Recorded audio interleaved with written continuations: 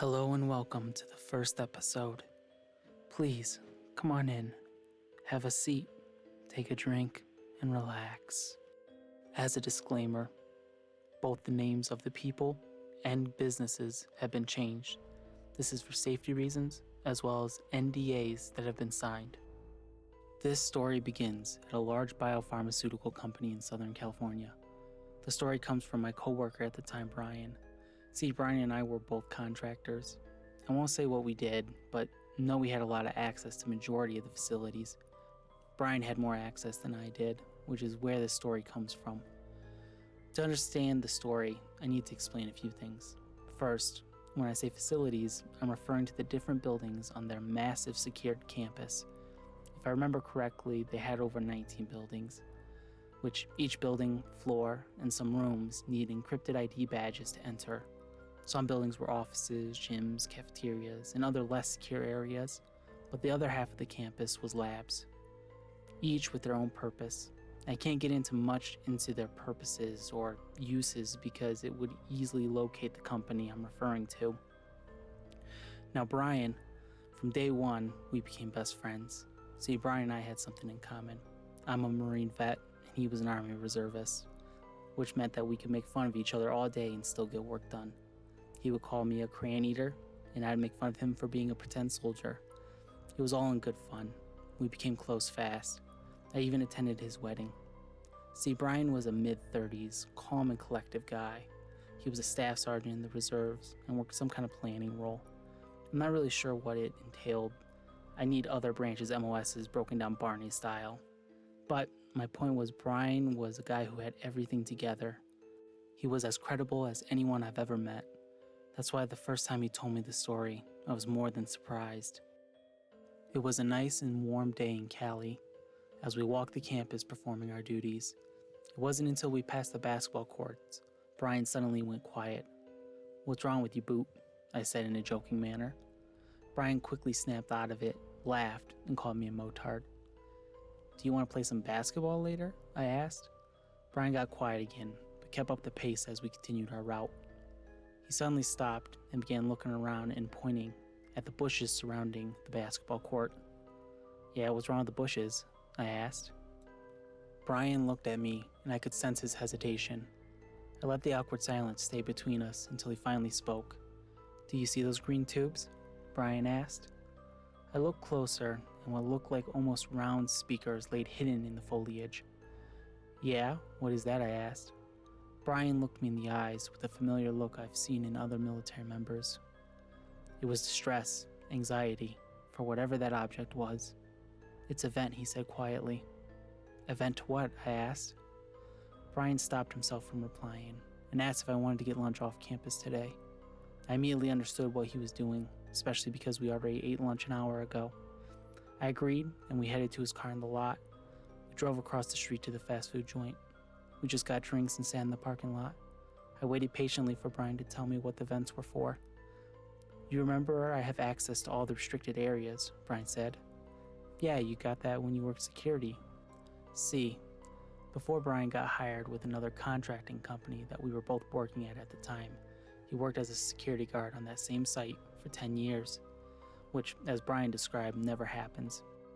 This was due to the large security measures of the site. See, the security guard contractors had to switch out their guards every few years. This was due to multiple reasons. One, it never allowed security guards to become complacent. And two, it means that security guards could never learn too much about the site and exploit the weaknesses for espionage. There were other reasons, but I'm not really sure. They did not just do the security guards though. They did the facility guys and even janitors in some buildings.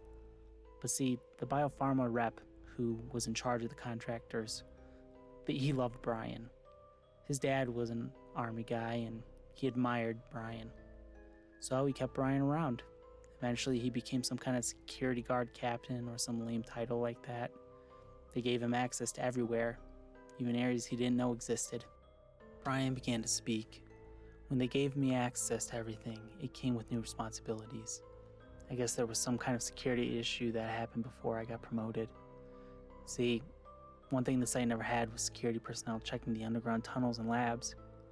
He paused and sighed heavily before continuing. At first, I was only showed the tunnels that went between the labs. They were just easy access tunnel for lab personnel to move building to building without having to go outside or through security. The first few days of walking them, all the lab techs and science nerds looked at me like I was out of place.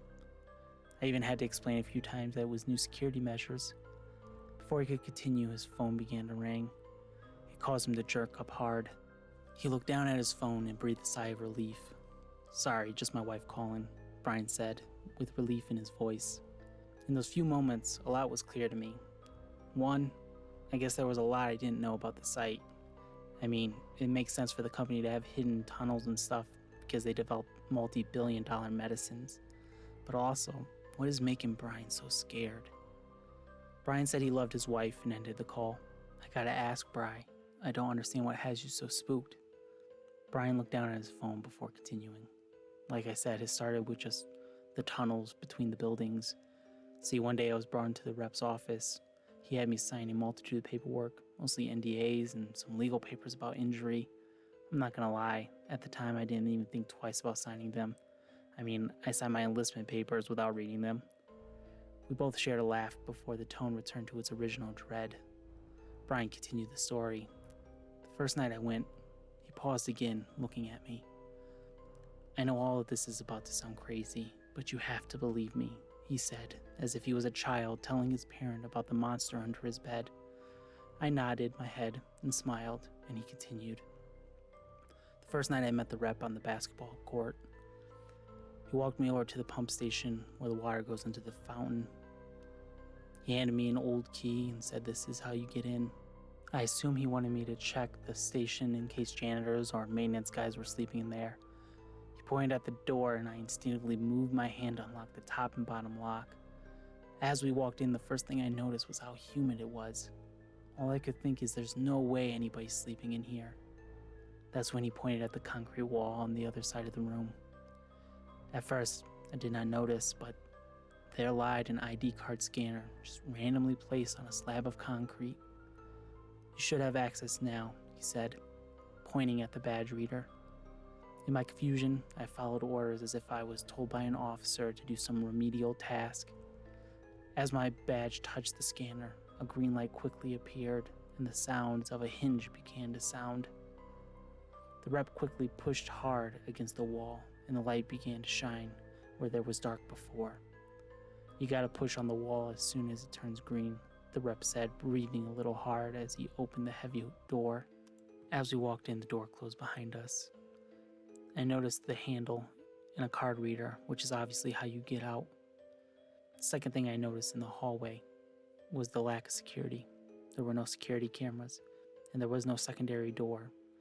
See, in most of the entry points, there's a secondary door that's more reinforced just in case someone busts through the first one.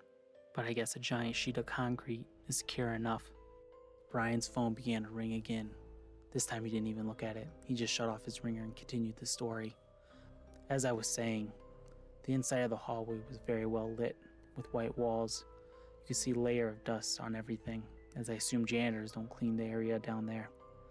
Before we continued down the hallway, the rep moved right in front of me. For the first time ever, he looked at me in the eye with absolute authority. "Bryan," he said sternly, "what you see down here you can never talk about. Not to your therapist, not to your wife, not even to me. Do you understand me?" he said as he stared daggers in my eyes. "Yes, sir," I said quickly, as I'm programmed to do. Bryan paused again, mentally preparing to finish his story. I really was not ready for what was down there. We continued down the corridor until there were several doors on each side of the hallway. The only thing on the doors was numbers. The rep pointed at one of the rooms and began to explain. "You're only checking room 303, 308, and 306. All the other rooms are off limit."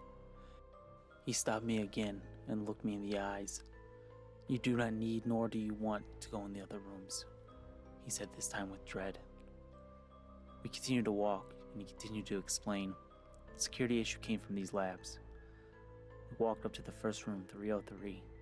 The rep took a large breath and opened the door. We both slowly walked into the room.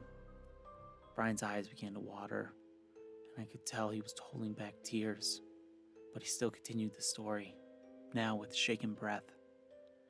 My eyes instantly went to the cage, he said. I did not notice anything in the room until the second time I went in. At first, I think my eyes could not understand what I was seeing, so it looked almost like shadows of humans in cages, but it was far from human. The first one I could see clearly squeezed his hand through the tiny metal bars, reaching out as if he wanted a treat or even asking for help. Its arm almost looked like burnt melted flesh, but there was little bits of hair on the dark parts. The fingers, long, bony, with more pinkish human skin. There were no nails, only skin. But the real horror was the face. The face continued the trend of melted skin, but the nose was missing completely. And the eyes. The eyes were white with large green irises. They pierced back at me, and it was then my brain registered the monsters in front of me. I began to scream when the rep grabbed my mouth. Shh, he said as he gripped my mouth tightly. The monsters began to scream a horrid, high-pitched sound. I could now see the teeth of these creatures. They had rows of small, sharp teeth, like sharks. You're a soldier, the man said, over the loud screaming. I need you to stay calm. The rep repeated this 3 times. At this point, Bryan had tears running down his face. I don't think he even noticed. I think he was just lost in the memory. He continued when he finally let go of my mouth. We turned and walked out the door. He told me my job was to make sure they don't get out. If they get out, I'm to use a special phone mounted in the front of the entrance. I began to ask what are those creatures, but the rep quickly shook his head and said we don't talk about them. He then forced a smile and continued the tour.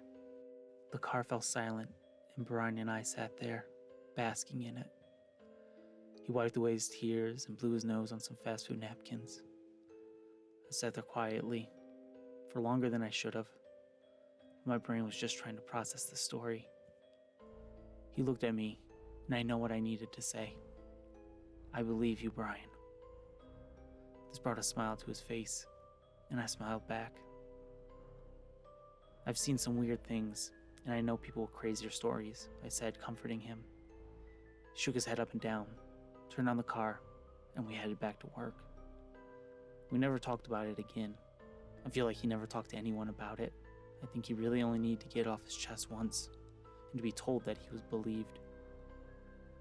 The one thing that still bothers me, what was in the other rooms Bryan wasn't allowed to see.